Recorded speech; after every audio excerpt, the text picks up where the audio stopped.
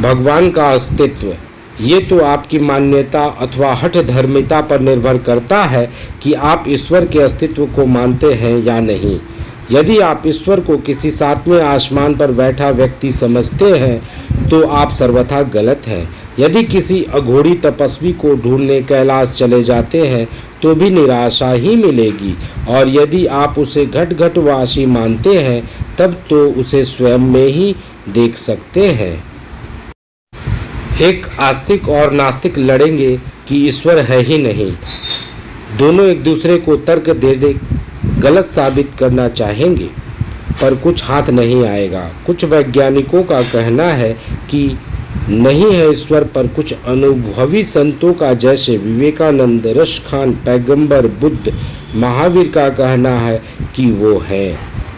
अगर किसी को सबूत चाहिए तो इसका एक ही उपाय है, खुद खोजना। जीवन दूसरे के विचारों और अनुभव को नकल करने से नहीं चलता।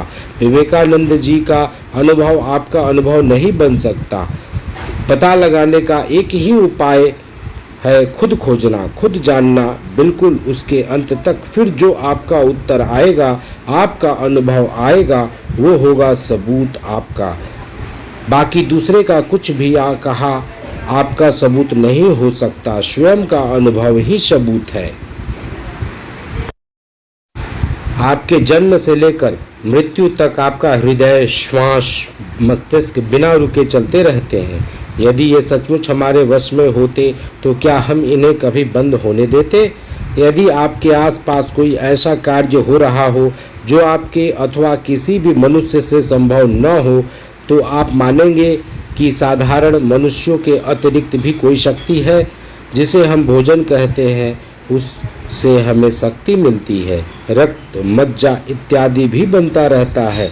तो इतना तो तय है कि हमारे शरीर में कोई ऐसी अनजान शक्ति है जो हमारे द्वारा खाए गए भोजन को पचाने का काम करता है। आप इसे पाचन शक्ति तो कह सकते हैं, लेकिन है तो ये दैवी कृपा ही। यदि आप वैज्ञानिक तरीके से एक थाली भर भोजन को शक्ति में परिवर्तित करने की कोशिश करें तो संभवतः दिल्ली जैसा पूरा शहर विस्फोट में उड़ जाएगा।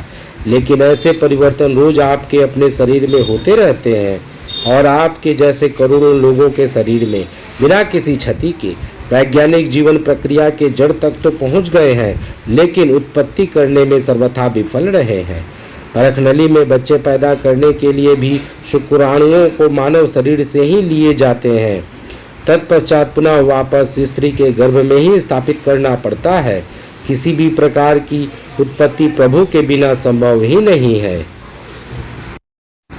आज भी खाद्य और मिट्टी से अन्न उत्पन्न करने के लिए प्रकृति की ही शरण में जाना पड़ता है। एक भ्रूण शिशु का पूर्ण विकसित मनुष्य के रूप में बढ़ना और पुनः दूसरे मनुष्यों को जन्म देने की क्षमता वस्तुतः उसे ईश्वर की ही कृपा है। ईश्वर शब्द का अर्थ होता है ऐश्वर्य को देने वाला। सारी जिंदगी वो हमारा सेवक बनकर हमारे शरीर और इंद्रियों की शक्तियों के रूप में हमें ईश्वर ही ऐश्वर्य ही देता रहता है, और हम अपने दम्भ में रहते हुए उसी को भूले रहते हैं।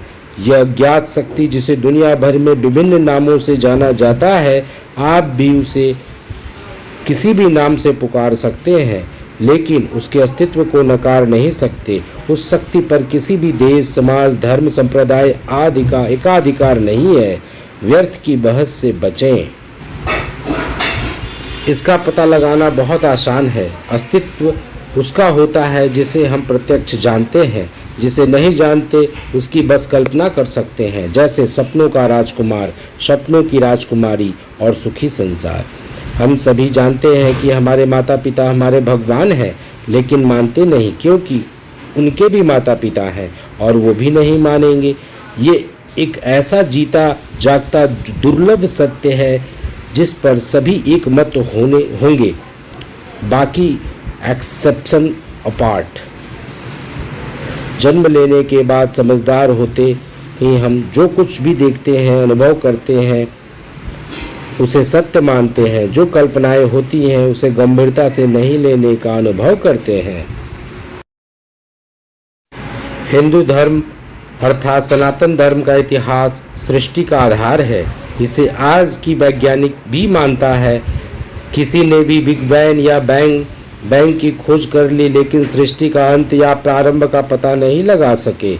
यहाँ तक कि वो सनातन धर्म के विज्ञान को झुठला भी नहीं सके। हमारे यहाँ सभ्यता का आरंभ शिव से नहीं हुआ, प्रजापति दक्ष से हुआ, जो ब्रह्मदेव के मानस पुत्र थे। उस 100 वर्षों का विज्ञान बताता है कि इंसान पहले बानर था, फिर इंसान बना। मैं आज भी सोचता हूँ कि ये प्रक्रिया अब बंद क्यों हो गई। हम माता पिता को भगवान मान सकते हैं, रोजगार को भगवान मान सकते हैं, व्यवसाय को भगवान मान सकते हैं, और भी कई नाम हैं जो नास्तिक हैं, वो भी किसी ना किसी को मानते हैं। जैसे बिग बॉस या बिग ब्रदर या प्रेम पर तो सभी एक मत होते हैं। भगवान को स्वयं पृथ्वी पर आकर कहते हैं कि गाय को भगवान मानो, पर्वत को भगवान मानो, लेकिन लोग फिर भी नहीं मानते उनकी बातों को। फिर वो बताते हैं कि सभी में मैं ही तो हूँ, पांडवों में अर्जुन हूँ, नक्षत्रों में सूर्य हूँ, वृक्षों में पीपल हूँ, मैं ही ईश्वर हूँ। यदि वो सारे अनुभूति हैं तो भगवान के अस्तित्व का अनुभव कराती हैं। किसी के लिए कुछ और अनुभव और किसी के लिए कुछ और। इस सवाल के जवाब को अंतर्मन के कोनों में स्थित रख कुछ सवाल की ओर नज़र करते हैं। समाज की संरचना पर विचार कीजिए। अपने आसपास घटित होने वाले हर परिस्थितियों पर विचार कीजिए। विचार कीजिए कि कौन है वो जो हमें नियंत्रित करता है, कौन है जो वक्त को नियंत्रित करता है, वैसे ही कौन है वो जो मौसम पर नियंत्रण रखता है। आज गर्मी है, इतने दिनों में ठंडी, इतने दिनों में बरसात आएगी, ये अनुमान हमारा होता है, लेकिन कौन है वो जो इसे संचालित कर रहा है। आप पाएंगे कि कुछ तो अदृश्य शक्ति सामने है जो मुझको ब्रह्मांड को संचालित किए हुए है, जिसका प्रमाण समय समय पर विदेशी वैज्ञानिक भी देते रहे हैं कि कोई तो शक्ति है जो हमें संचालित करती है। तभी दिन हो रहे हैं, तभी रात हो रहे हैं। कहने का तात्पर्य बस इतना है, अंतर्मन को जाने ईश्वर के अस्तित्व का भी बोध स्वतः ही हो जाएगा। हरि ओम तत्सत।